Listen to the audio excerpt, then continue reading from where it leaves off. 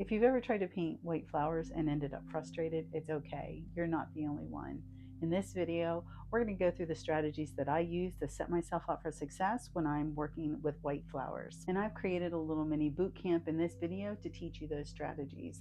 But first, let me introduce myself. My name is Christine Mercer-Vernon, and I create floral paintings of favorite garden flowers and the insects and pollinators that visit them. I created this channel to help Gen Xers like myself and up who are looking to start or restart their art practice. This video is a little mini boot camp on painting white flowers, and then all three of the paintings that I show in this video are also available as full-length demos, and I'll link all of them in the description.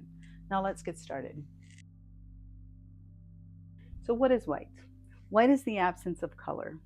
So to paint what our brains see as white, we're in effect painting the combination of warm and cool colors from the light source and the surrounding environment that are reflected onto the petals.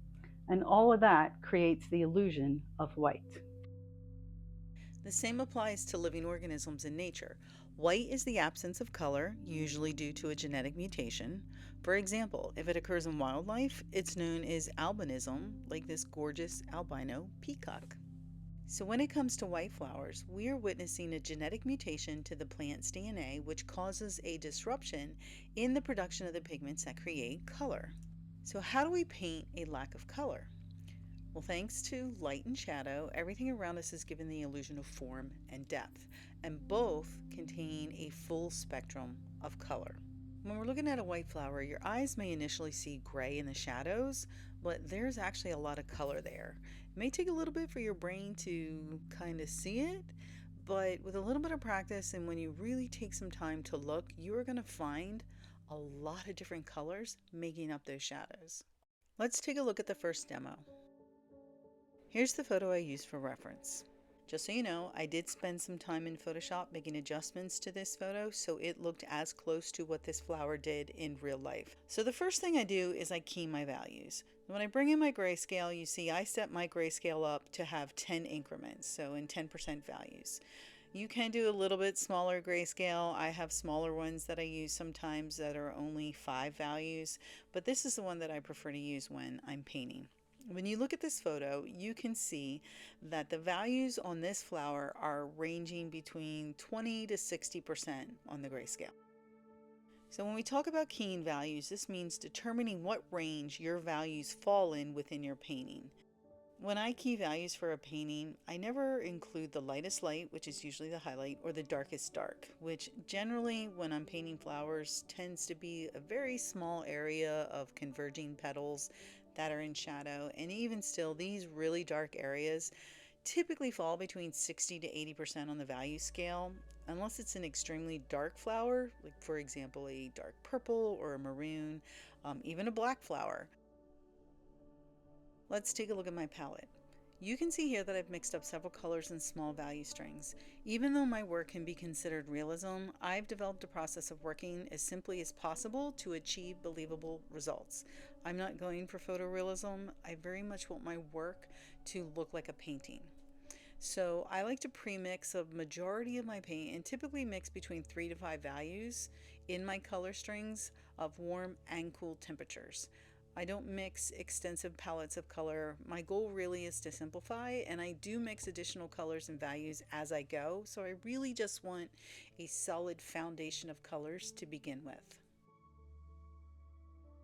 Seeing value correctly with white flowers can be really difficult. Our brain perceives the color to be white, so we tend to see values lighter than what they actually are. It can be tricky because we always want to make white flowers really light. But I find it helpful to keep my value scale out while I'm mixing so I can be sure to stick to the value range that I keyed. My work is inspired by botanical illustrations, so I'm not covering the entire panel with paint. Sometimes I'll adjust a few values to accommodate for the even tone of my background. If you're filling in the entire panel or canvas, you might find it helpful to block in your background around the flower before you begin painting. This will help you gauge whether you're hitting the correct value as you go. I always save the highlights for last, but this flower didn't have any bright highlights, although it did have areas where the light hit more directly, therefore they were the lightest values in the painting. So I went back over and decided to lighten some of the areas that seemed to be falling a little flat to help add dimension and interest. A helpful trick is to take a black and white photo of your painting once you're done. It helps you see your values in any areas that might need adjustments. And here's the final painting. I'm going to let this dry and then I have insects to add to it. But if you'd like to see the full painting demo, I'll put a link down in the description. Now let's talk about color. When we look at this photo reference, initially we see white with gray halftones and shadows, but if we sample areas, we see a variety of muted grays emerge. So let's remove the photo and look at them on a neutral gray background. Now we can see a variety of muted blues, greens, and purples. And if I take this into Photoshop and I up the saturation, it's clear there is a lot more color going on here. I've grown these irises for over 20 years, so I know that during the summer, when they are in full sun, the shadows are not muted grays and greens. They're a beautiful purple gray, and this is where photos fall short. While this is a great reference photo, it couldn't capture the subtle and beautiful colors in the shadows, especially due to the bright white of the petals. I paint on a fairly neutral background, so when I pre-mixed my palette, I pushed my grays towards purple and a purple green. If I was to mix muted greens, blues, and purples like the one sampled from the photo, the painting would be very drab against my background. Learning where to make bolder color decisions comes with practice and exploration, but you can see that despite the fact that I painted this with more color than the reference, it still reads very much as a white flower. Colorful grays look quite chromatic on the palette, but surprisingly less chromatic once applied amongst other colors or onto a neutrally toned background like what I paint on. Whenever I'm painting white or ivory colored flowers, I'm always looking for subtle colors that I can push a little further. Psychologically, we tend to respond to more colorful paintings, and I'm personally drawn to floral paintings of white flowers that have chromatic shadows. Now, I'm not saying turn your painting into a kaleidoscope of color. Be selective in your choices. But a little subtle color can go a long way. It can be as simple as mixing more chromatic grays. What I love most about painting white flowers is how very subtle shifts in value can turn form, and this is apparent when we look at the black and white photo.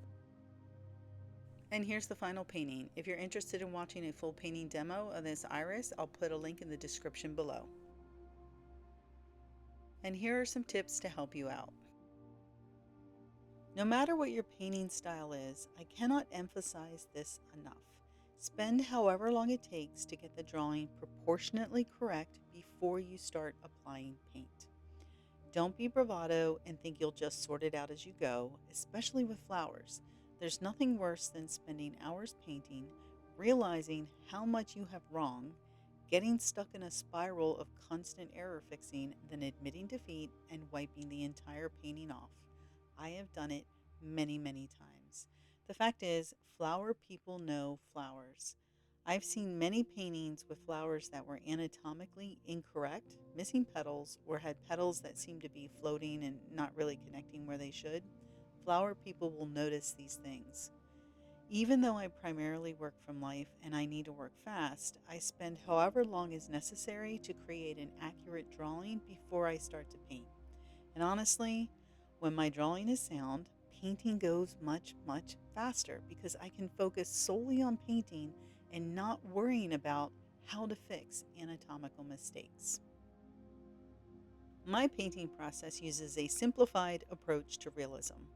I use a full grayscale to key my paintings, which helps me to establish the range of lights to darks, minus my highlight and my darkest dark.